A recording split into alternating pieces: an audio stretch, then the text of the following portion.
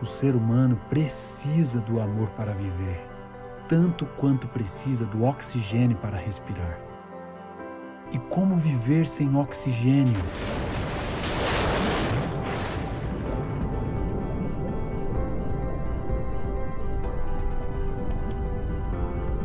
A humanidade precisa ter um encontro com o resgatador amor de Deus. Jesus Cristo é a essência do amor.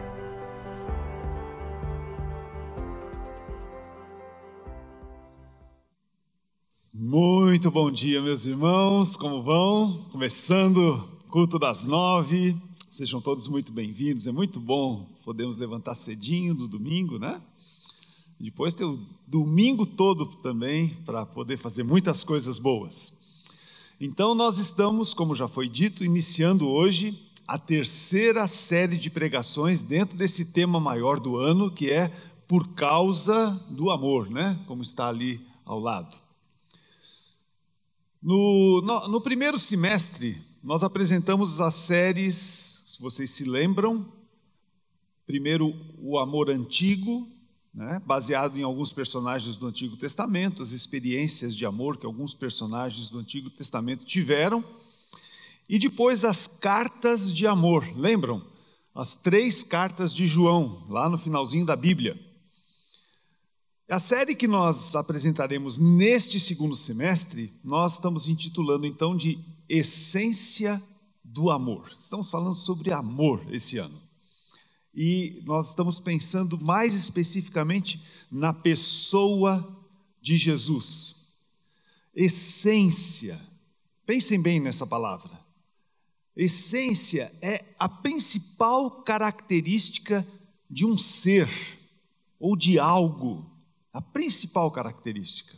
Então, a nossa proposta nesse semestre é mostrar como o amor, a essência, é expresso nas palavras e nos atos de Jesus e como o amor de Jesus nos beneficia, como o amor de Jesus nos influencia. Na verdade, há uma simbiose aí, né? Jesus é a essência do amor e o amor é a própria essência de Jesus. Então, nós estamos aí associando profundamente a verdade do amor com a pessoa de Cristo. As pregações dessa série serão extraídas, na sua maior parte, no Evangelho de Marcos. Nós pegamos Marcos como nossa referência para falarmos da essência do amor que está em Jesus. E se você abrir aí sua Bíblia em Marcos, logo no início, você vai perceber que Marcos começa o Evangelho assim. No princípio do Evangelho de Jesus Cristo, o Filho de Deus. Assim que Marcos abre o seu livro, no princípio do Evangelho de Jesus Cristo, o Filho de Deus. Evangelho. Para início de conversa, é muito importante saber o que é que afinal significa essa palavrinha aí importante, Evangelho. Nós somos conhecidos por evangélicos. Você sabe o que significa evangelho? Evangelho vem de uma palavrinha grega composta por 2 outras palavras, no grego euangelion, que tem essas 2 palavras, boa nova. Boa nova. Se nós pegarmos o adjetivo bom, boa, isso, se formos lá para o dicionário, a gente vai ter essa definição aí. Bom ou boa é algo que corresponde plenamente ao que é exigido, ao que é desejado, ao que é esperado, quanto à sua natureza, adequação, função, eficácia, funcionamento e assim por diante. Isso é que é alguma coisa boa. E nós temos a nova. Nova não necessariamente novo de 0 quilômetro, mas é literalmente uma mensagem, uma notícia boa, uma boa notícia. É isso que significa evangelho. Na verdade, essa palavra nova é a palavra que descreve o anjo, o mensageiro. Ele é o portador da notícia, ele é o mensageiro. Então, nós temos agora bem claro para nós o que é evangelho. Então, pense assim, como ilustração, naquela cena de filmes de época, daquele menino jornaleiro da praça pública, gritando uma manchete do dia recém-impressa no jornal que ele tem na sua mão, como mostra a figura ali na tela. Olha lá. O menino jornaleiro levantando a manchete, gritando bem alto para que todos ouçam e leiam a notícia. E que a notícia ali estampada é tanto um acontecimento feliz, é bom, é uma boa notícia, né? É feliz, mas, acima de tudo, é verdadeira, é uma notícia verdadeira, é verdade. Então, nós temos que o livro escrito por Marcos, de acordo com a sua introdução, é uma boa nova, é uma boa notícia, a notícia de Jesus Cristo, a notícia do Filho de Deus. É isso que Marcos se propõe a fazer no seu livro. Que fique claro, contudo, que trata-se de uma notícia confiável, é uma notícia verdadeira. Porque, vocês sabem, nós vivemos nos nossos dias no auge de um antigo mal da humanidade, que são as fake news. Já ouviram falar?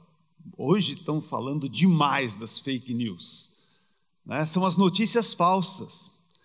Lá na Wikipedia você vai ter uma definição bem interessante sobre o que é uma fake news.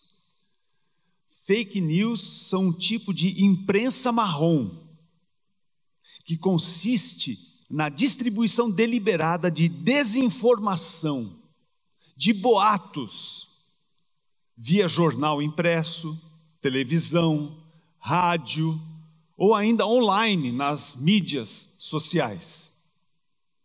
E esse tipo de notícia, fake news, é escrito e publicado com a intenção de enganar, a fim de se obter ganhos financeiros, ganhos políticos, e muitas vezes ele vem com manchetes assim, sensacionalistas, para chocar mesmo, né?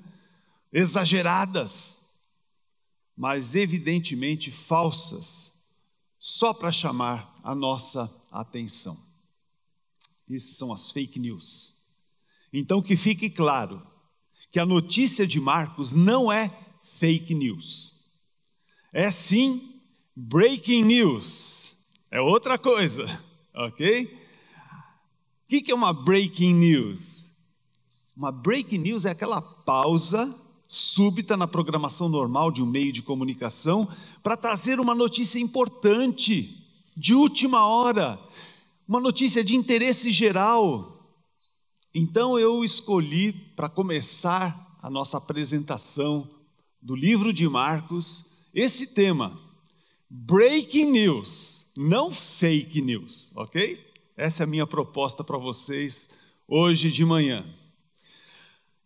Marcos traz em destaque, logo no início do seu livro, um mensageiro de boas notícias, de boas novas, como aquele menino jornaleiro que grita a todos os pulmões em praça pública a grande manchete do dia. Sabe o nome desse mensageiro? João Batista. E eu quero então convidar você a acompanhar como este mensageiro traz essa notícia logo no início do livro de Marcos. Vamos lá então, começando de novo no versículo 1, princípio do Evangelho de Jesus Cristo, o Filho de Deus. conforme está escrito no profeta Isaías: enviarei à tua frente o meu mensageiro, e ele preparará o teu caminho. Voz do que clama no deserto: preparem o caminho para o Senhor, façam veredas retas para ele. Assim surgiu João, batizando no deserto e pregando um batismo de arrependimento para o perdão dos pecados. A ele vinha toda a região da Judéia e todo o povo de Jerusalém, uma multidão, confessando os seus pecados. Eles eram batizados por ele no Rio Jordão. João vestia roupas feitas de pelos de camelo, usava um cinto de couro e comia gafanhotos e mel silvestre. E esta era a sua mensagem. Então fez uma descrição do mensageiro, agora vai falar a mensagem. Qual era a mensagem de João? A breaking news. Depois de mim vem alguém mais poderoso do que eu, tanto que não sou digno nem de curvar-me e desamarrar as correias de suas sandálias. Eu os batizo com água, mas ele os batizará com o Espírito Santo. Naquela ocasião, Jesus veio de Nazaré, da Galileia, e foi batizado por João no Jordão.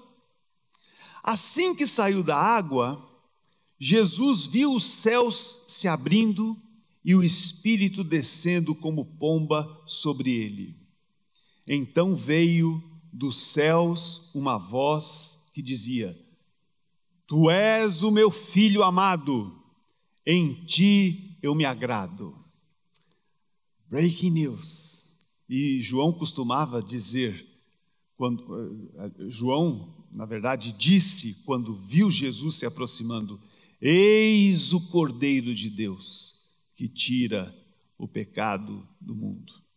A manchete do dia foi esta: gente, o Filho de Deus chegou, ele está aqui em carne e osso. Essa notícia já havia sido dada quando ele, Jesus, nasceu. Mas essa notícia foi dada por um pequeno grupinho de pastores, no meio da noite, no meio do campo, quase ninguém ouviu. Mas agora, com João, a notícia é anunciada publicamente, em plena luz do dia, para marcar o início da missão de Jesus aqui no mundo. Sabe que os judeus estavam esperando a vinda de um enviado de Deus, do Filho de Deus, do Messias. Essa vinda de um enviado de Deus estava sendo anunciada pelos profetas do Antigo Testamento já há muito tempo. E naquela ocasião, vários nomes se tornaram notícia naquela região, como por exemplo, Simão de Pérea. Estou mencionando nomes que a história ali registra, né? Simão de Pérea, Atrongues, Teudas e Judas da Galileia. Todos eles foram na ocasião em que surgiram, considerados o enviado de Deus. Mas eram fake news. Eles eram só fake news. O que João Batista anunciou naquele dia não foi fake news, foi breaking news. Agora sim, chegou. Exatamente como o plantão de notícias das emissoras de televisão, que interrompe a programação normal para trazer uma notícia importante, que todos precisam saber naquele exato momento.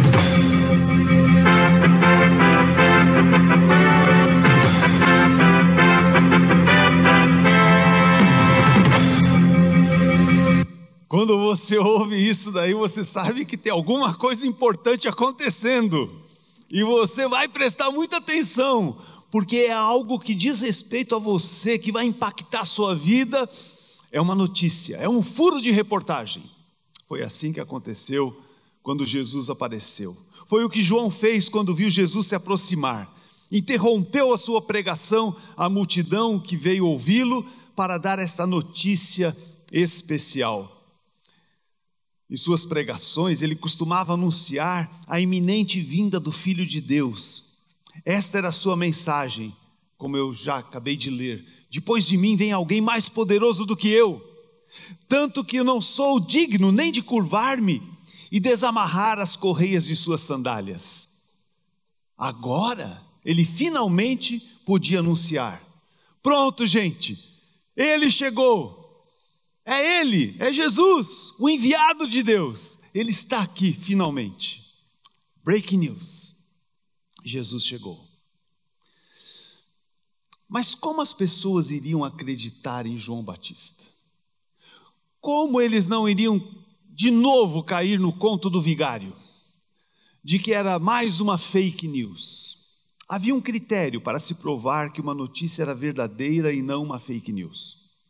O critério estabelecido na lei do povo de Israel e que se tornou assim um critério universal para provar a veracidade de um fato é o depoimento de 2 ou 3 testemunhas confiáveis. É o que diz, por exemplo, Deuteronômio 19:15, para que um juiz acate uma acusação contra alguém, por exemplo. Que nós lemos ali é o seguinte: uma só testemunha não é suficiente para condenar alguém de algum crime ou um delito. Qualquer acusação precisa ser confirmada pelo depoimento de 2 ou 3 testemunhas. 2 ou 3 testemunhas vão garantir para as outras pessoas que aquilo que está sendo anunciado é uma verdade, é genuíno, em que as pessoas podem confiar. Além disso, a própria lei de Deus, os 10 mandamentos, traz bem claro como Deus se coloca em relação às fake news. Ele diz lá em Êxodo 20, e depois repetiu em Deuteronômio 5:20, não darás falso testemunho. Não darás falso testemunho. E se você observar na Bíblia toda, há uma condenação muito severa da parte de Deus para quem traz fake news. Então, nesta cena, vamos voltar agora para a apresentação de Jesus por João Batista. Ali, nesta cena, diante de uma multidão, a identidade de Jesus é apresentada e ela é sim autenticada, a princípio pelo texto de Marcos, pelo depoimento de 2 testemunhas. A primeira, o próprio João Batista, e a segunda, o próprio Deus, cuja voz eles ouviram audivelmente: tu és o meu filho amado, em ti me agrado. Esse foi o depoimento, o testemunho de Deus para todas aquelas pessoas reunidas a respeito de Jesus, e seguido pelo próprio João Batista.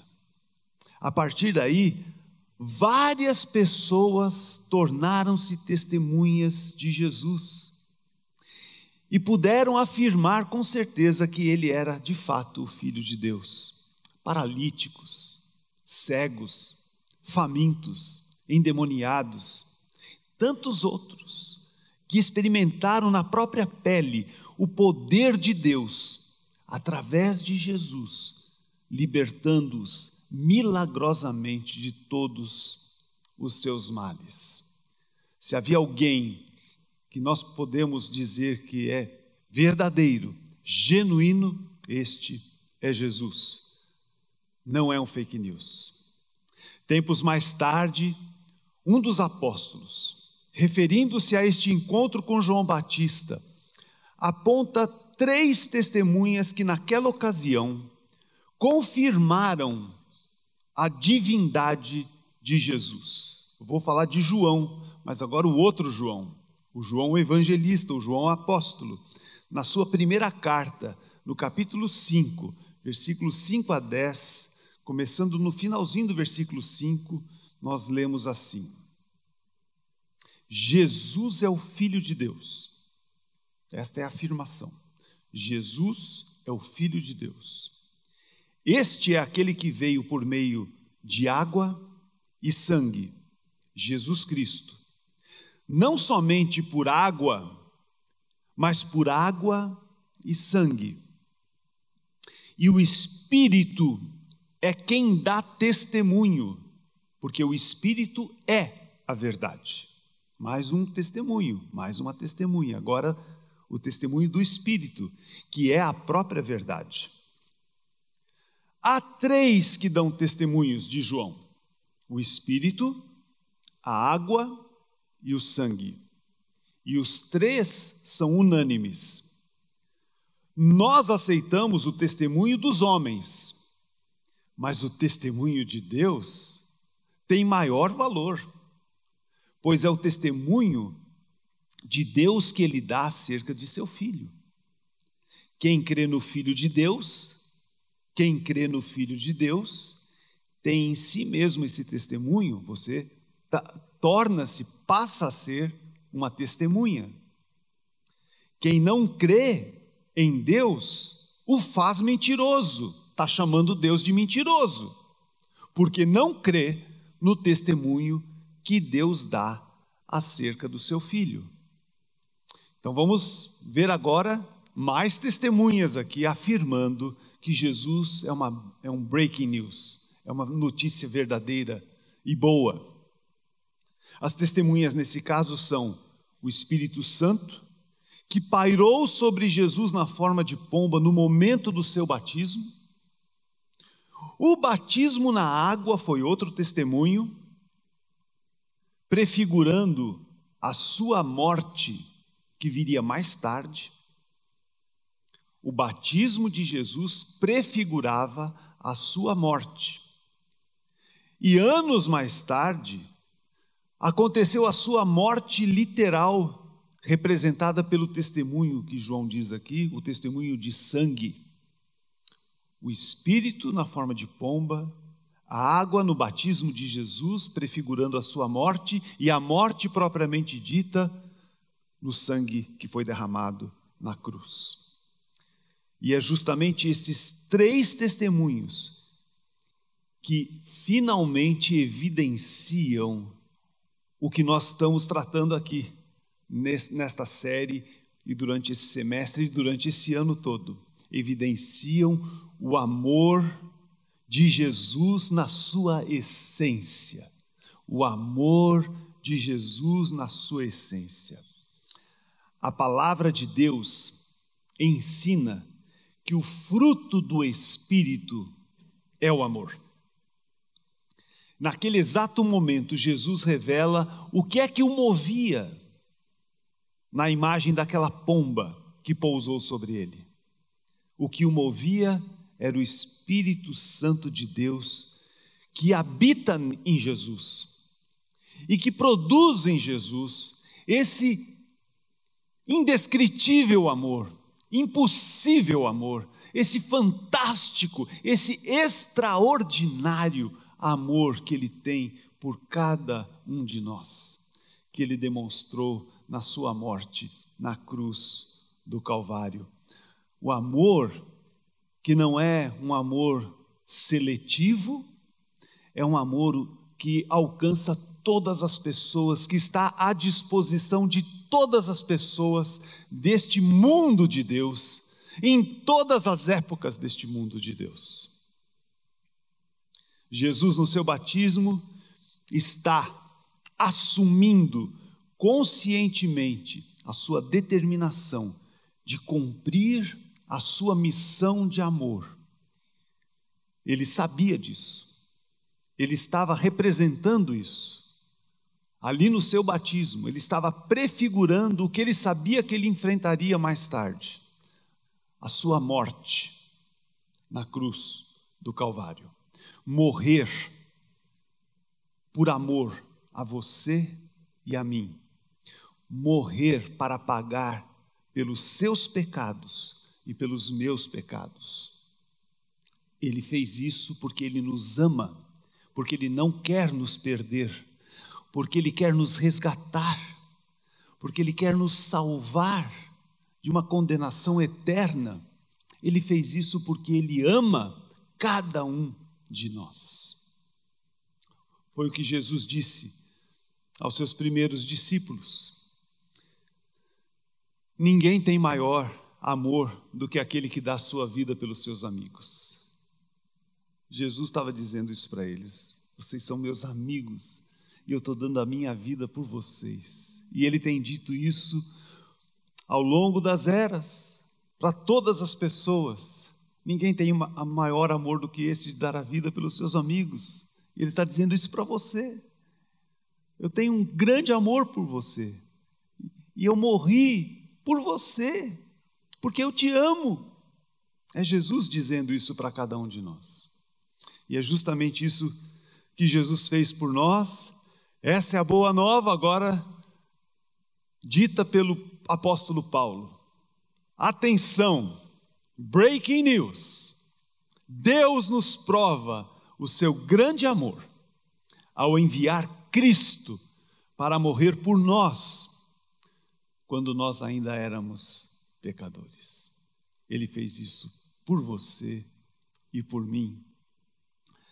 E eu quero que você se aproprie deste amor que Deus dedicou a você, que você não desperdice esse amor, que você não vire as costas para esse amor, que você não despreze este amor, mas que, pelo contrário, você aceite como um presente dado pela sua graça, pela sua misericórdia a você, porque Ele morreu por você. Ele morreu por você. Amém.